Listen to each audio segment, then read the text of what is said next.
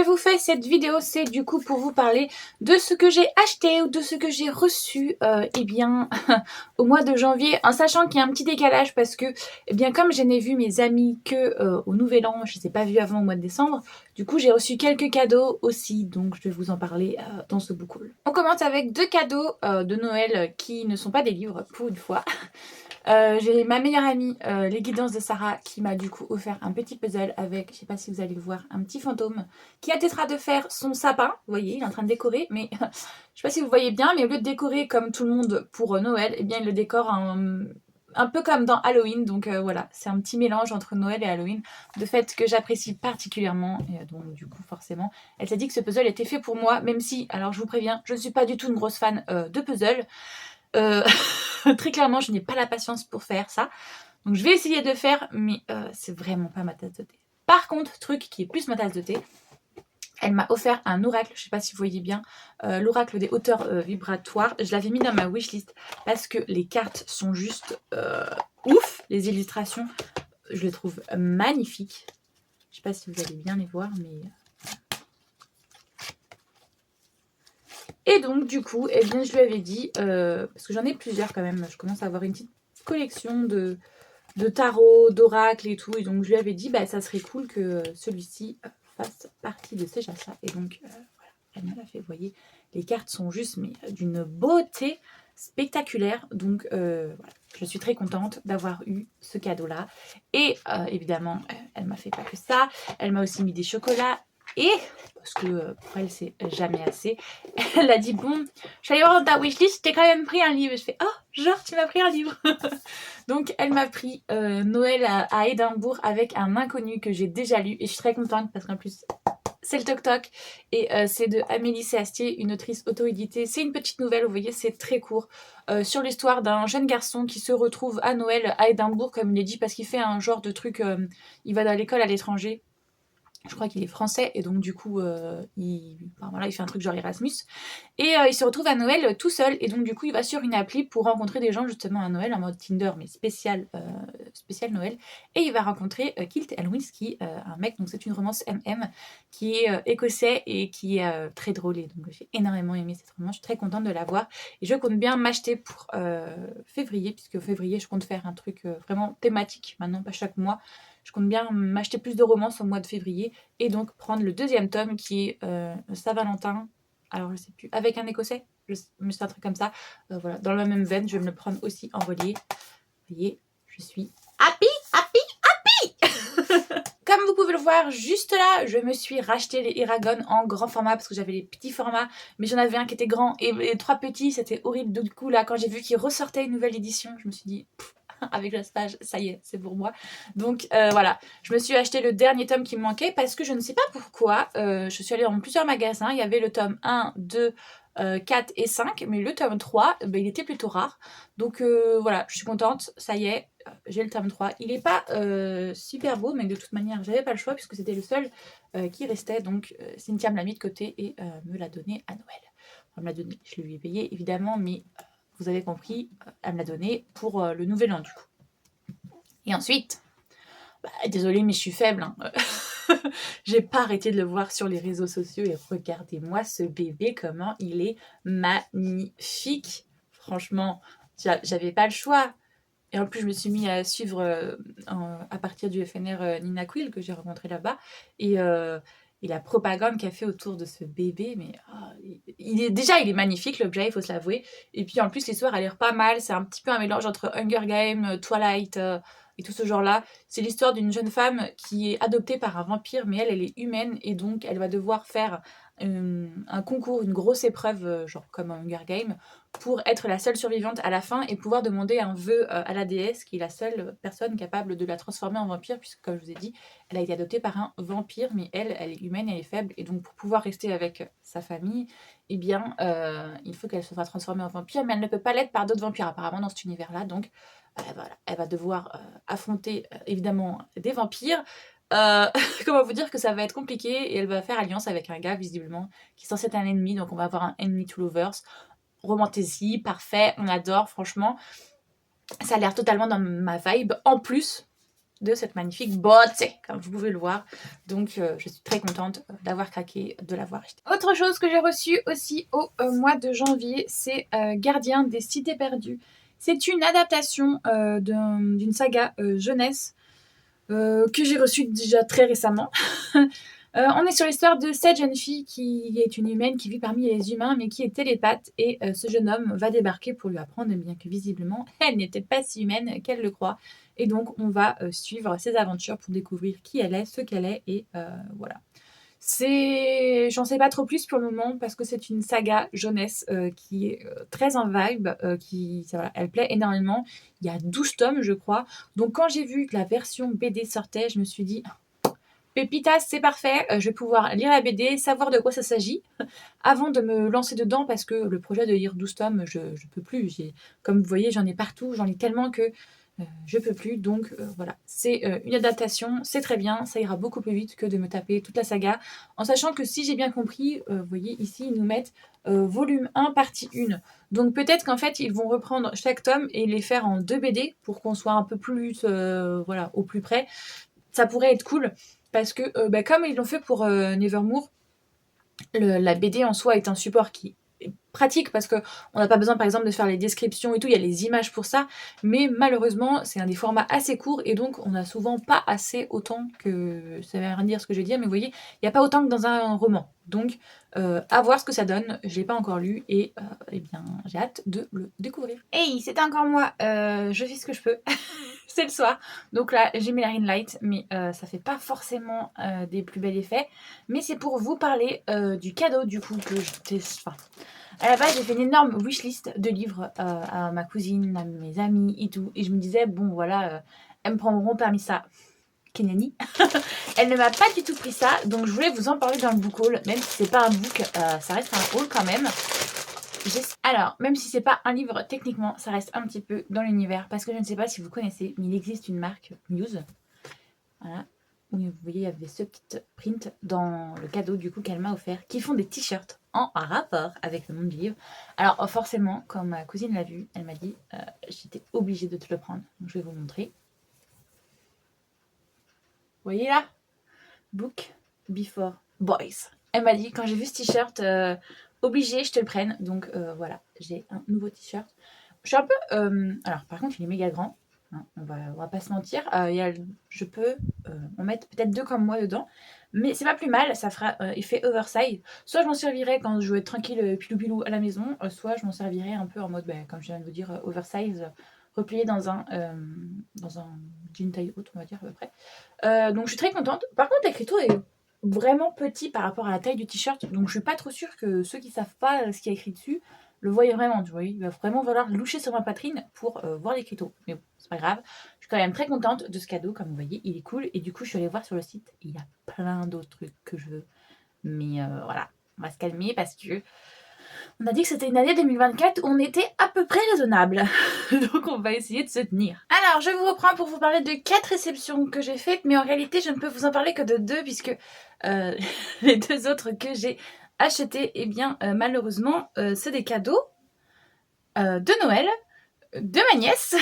Elle sait de toute manière que je vais lui acheter des livres, mais vu qu'elle regarde les vidéos, je ne peux décemment pas vous montrer quel livre c'est, parce que sinon ça va totalement lui spoiler son cadeau de Noël pour l'année prochaine. Oui, je sais, je m'y prends en avance, mais j'aime bien étaler les achats, que ce soit d'anniversaire ou de Noël, un petit peu partout dans l'année, histoire que voilà, ça fasse pas un gros trou au niveau du budget à la fin de décembre. Mais donc, du coup, je lui ai pris 2 livres de romans jeunesse dont je ne vous parlerai pas. Mais par contre, je vais vous parler d'autres réceptions que j'ai fait, et en l'occurrence des mangas, 2 suites qui sont sorties le même jour. J'ai eu du coup My Happy Marriage tome 4. On est sur l'histoire de cette jeune fille qui fait partie d'un clan de personnes qui possèdent de la magie, et elle a été en gros... En gros, sa mère a été vendue parce que ce clan a soi-disant un don, mais lors de son mariage, elle a eu un enfant, cette jeune fille, avec son mari, mais cette jeune fille se révèle être une sans don. Donc du coup, voilà, c'est le gros bordel, et sa mère va mourir, et son père va se remarier avec une autre femme, et ils vont avoir une autre fille qu'il va préférer évidemment à elle. Et celle-ci, c'est un peu une revisite de Cendrillon, elle va être considérée comme la domestique de la famille, jusqu'au jour où un autre clan va demander une des filles en mariage, Le père ne va évidemment pas vouloir envoyer sa favorite, sa préférée, la petite dernière, et il va envoyer celle-ci en espérant que de toute manière, cet homme, un peu en mode la belle et la bête, repousse toutes les femmes parce que elles sont... Enfin, les gens ne savent pas pourquoi il les repousse, mais nous on le sait quand on est un peu avec lui, parce que elles sont juste exécrables en fait. Ils ne supportent pas la noblesse et la superficie de certaines mondaines. Donc voilà. Et quand il va avoir cette jeune fille qui va arriver, qui justement est habituée à être maltraitée, à être domestique, à être très soumise et tout, il va commencer à se poser des questions sur les clans, justement, sur les familles, comment elles s'organisent, comment elles font des mariages arrangés, et elles mettent des personnes de côté et tout. Et donc petit à petit, une affinité va se créer entre les deux, parce que, il va tout simplement à la fois la prendre en pitié et tomber amoureuse de cette jeune femme qui malheureusement n'a pas eu de chance. Et voilà, c'est une très belle histoire d'amour sur base de clans un peu asiatiques et en même temps de fantasy, parce que comme je vous ai dit, chaque clan il possède des dons et franchement c'est plutôt très cool. Je suis très contente d'avoir la suite et je pense que ça sera un aussitôt reçu, un aussitôt lu, parce que c'est un petit manga et voilà, j'ai hâte de savoir la suite de l'histoire. Et j'ai reçu aussi Love Mix-Up tome 7. Là, on est sur une romance contemporaine MM. Alors, la base de l'histoire, c'est un jeune homme qui est amoureux d'une jeune fille qui va lui emprunter sa gomme et qui va faire tomber celle-ci lors d'un contrôle. Et il y a le nom de la personne de devant lui qui est écrit, qui est un garçon, Ida. Et donc, quand ce jeune homme va ramasser la gomme pour lui rendre, il va comprendre que un quiproquo va se faire. Il va croire que lui est amoureux, non pas de la jeune fille, mais de lui. Donc, du coup, ça fait tout un quiproquo. Et finalement, les deux jeunes hommes vont se rapprocher, vont apprendre à se connaître et petit à petit vont bel et bien tomber amoureux l'un de l'autre. Là on est au tome 7, donc la relation commence tout doucement à avancer, hein. Franchement c'est vraiment du slow burn, mais voilà, je vous en parlerai plus pareil parce que lui aussi, aussitôt arrivé, aussitôt lu. Et donc voilà, c'est tout pour aujourd'hui, puisque comme je vous ai dit, les autres je ne peux pas vous les montrer. Mais bon, vous les verrez, mais pas tout de suite. Et je vous reprends. Alors oui, petit changement capillaire, il y a eu une coupure entre les deux roches. Eh bien parce que j'ai pas fait beaucoup d'achats entre ces deux-là, mais là j'en ai fait un petit peu plus, donc je vais vous montrer les achats que j'ai fait récemment. J'ai vendu plusieurs choses, des pop majoritairement sur Vinted, et du coup j'ai une petite cagnotte. Je me suis donc permis de m'acheter quelques livres, en l'occurrence 4, sur des romances MM majoritairement, mais j'en ai reçu que 2 sur les 4, donc je vous montrerai les 2 autres la prochaine fois. J'ai donc du coup pris les 99 boyfriends de mes rêves. Le 100e sera-t-il le bon? On est sur l'histoire d'un jeune homme, si je me trompe pas, qui en gros rêve sa vie, qui rêve d'avoir un petit ami et qui en rencontre dans le couloir du métro et tout ça. Et du coup, il s'imagine la vie avec un petit ami comme ça, sauf qu'à chaque fois, voilà, il n'ose jamais passer le pas. Et donc, est-ce que le 100e sera peut-être le bon voilà. Donc, petite romance MM, je pense. J'ai hâte de le lire pour voir ce que ça donne. Mais je me le réserve quand même, je pense, plus pour le mois de juin. Parce que ça sera mon mois de la fierté. Donc, je lirai pas mal, à mon avis, de romances de MM à ce moment-là. Autre achat que j'ai fait, Date Me, Brisson Killer. Si je me trompe pas. Alors, on est sur l'histoire d'un jeune homme qui est genre le gars le plus populaire de son lycée et il fait un pari. En gros, il doit dire oui à n'importe qui se présente pour avoir un date avec lui. Mais ce qu'il n'imaginait pas, c'est qu'en fait, ce ne sera pas forcément une fille qui va venir lui demander un date, mais un garçon. Et donc, du coup, il va devoir faire ce date avec. Et bon, j'imagine que voilà, il va y avoir atome crochu et que l'un et l'autre vont se plaire. Et du coup, sûrement une petite romance MM. Voilà. Je sais pas, j'en sais pas plus. Je sais juste ça, c'est ce que dit le résumé, donc on verra bien ce que ça donnera. Ensuite, je suis allée passer un week-end de 3 jours chez ma meilleure amie Cynthia, qui est libraire. Et donc, elle ne travaillait pas le vendredi et elle ne travaillait pas le dimanche. Mais le samedi, elle travaillait et donc du coup, je l'ai accompagnée. Puisque en fait, on devait passer ce week-end pour finir notre premier jet d'une romance qu'on aimerait bien voir se concrétiser. Donc on s'est dit, on se fait un week-end de 3 jours où on rush, on finit ce premier jet pour pouvoir commencer la réécriture et tout, et potentiellement le proposer à soumission. Donc voilà, c'est ce qu'on a fait durant ce week-end. Mais comme je vous ai dit, il y avait un jour où elle travaillait dans son espace culturel, et donc je suis allée voilà, pour pianoter un peu, pour faire ce que j'avais à faire en fait, parce qu'il y a aussi dans son espace culturel un endroit où on peut s'asseoir, boire un café et tout et tout. Donc je me suis dit, j'amène mon portable, je travaillerai et tout. Je n'ai pas travaillé parce que, évidemment, qui dit espace culturel dit livre. Méga tentation, bien sûr. Donc j'ai acheté 3 choses. Une qui était plus ou moins prévue, une autre aussi, et l'autre c'est littéralement, elle me l'a mis dans les mains en mode tu le prends, t'as pas le choix. Donc on commence avec ce qu'elle m'a mis dans les mains, que je n'avais pas le choix, que je n'ai pas pu résister quand elle me l'a mis. pervers en devenir. On est sur un webtoon sur deux garçons et c'est une romance MM, comme vous voyez le dessin, hein, assez érotique. On est sur l'histoire de ces deux jeunes garçons qui sont à la base, qui ont le même âge au collège, je crois, ou au lycée, et ils sont tous les deux gays, mais celui-ci, bien, il y a apparemment, il a un passé tumultueux.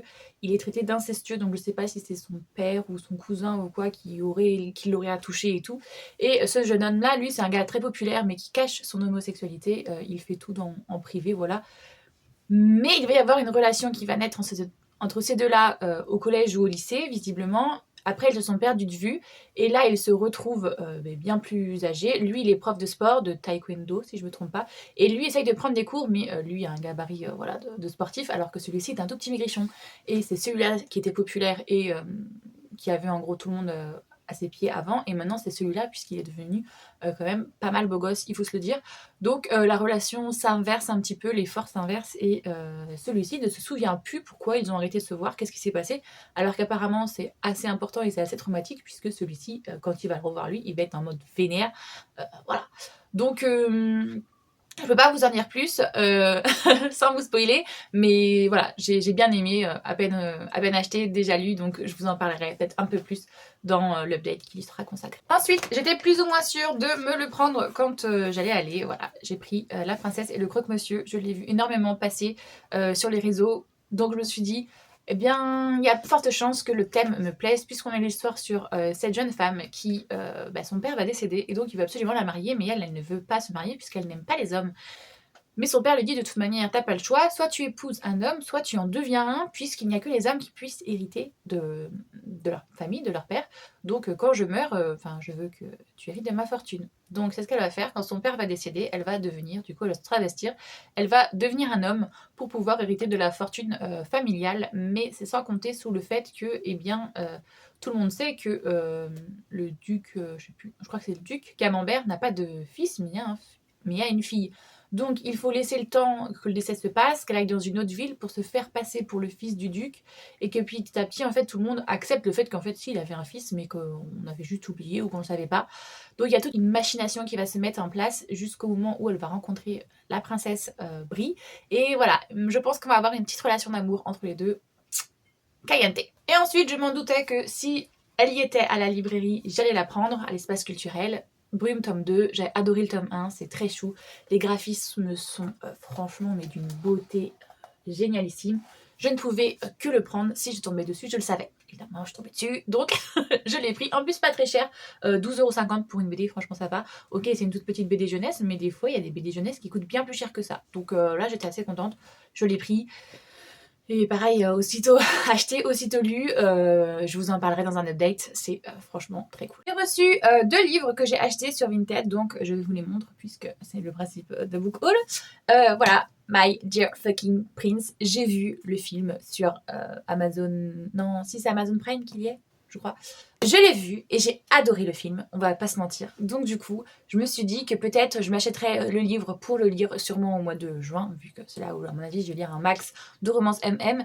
Voilà. Je vais essayer parce qu'on m'a dit qu'il y avait beaucoup de choses pareilles, mais aussi beaucoup de différences.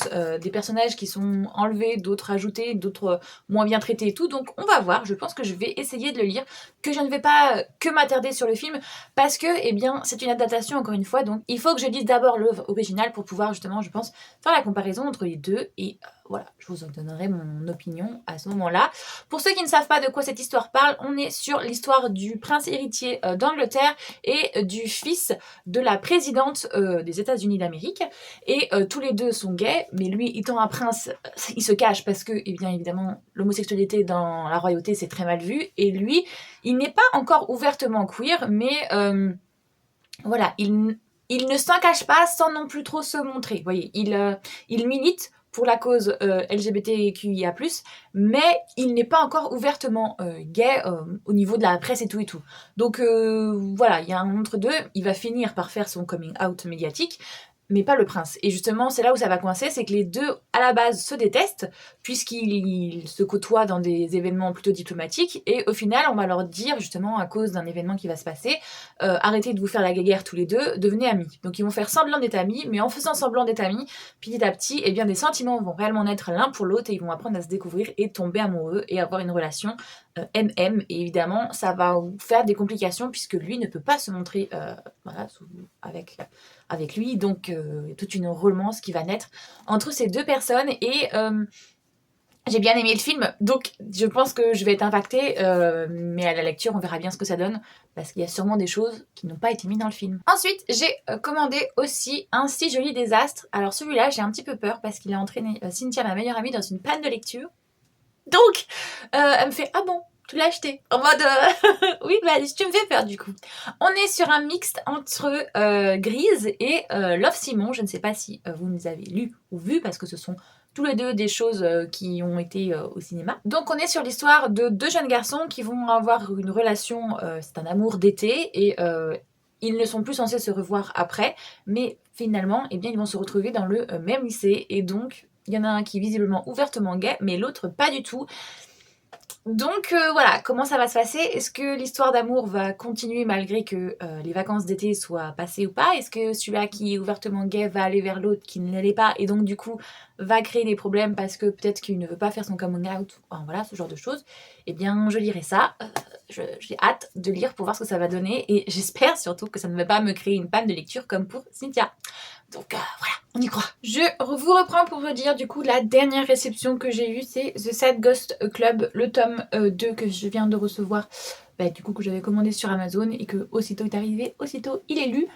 On est sur l'histoire d'une jeune personne qui est, je sais pas comment le dire autre que anxieuse et dépressive, et qui du coup a énormément de mal à se faire des amis et reste très enfermée chez elle jusqu'à un soir où elle va aller à une fête parce que sa mère lui a dit qu'il fallait y aller et tout, donc elle s'est forcée à y aller, et elle va se rendre compte qu'elle n'est pas forcément la seule qui a ce genre de problème, et donc du coup elle va peut-être lier une amitié avec cette personne, et pouvoir développer justement sa sociabilité qui est très down, il faut le dire. Voilà, c'est plutôt ce genre de propos qui sont dans ce bouquin. Donc j'avais lu le premier, je l'avais adoré, et j'avais précommandé le 2. Donc voilà, il est arrivé, et vous aurez très rapidement mon update puisque je l'ai déjà lu. Donc voilà. J'espère que cette vidéo vous a plu. S'il y a des livres que vous avez lus ou que vous souhaitez en parler avec moi, il n'y a pas de souci, il y a l'espace commentaire qui est là pour ça. Si vous avez aimé la vidéo, n'hésitez pas à liker, ça fait toujours plaisir et ça aide au référencement. Puis si vous souhaitez voir le reste de mes vidéos, n'hésitez pas à vous abonner. Moi j'espère que tout va bien pour vous, que vous faites de très bonnes lectures, et je vous fais tout plein de gros bisous.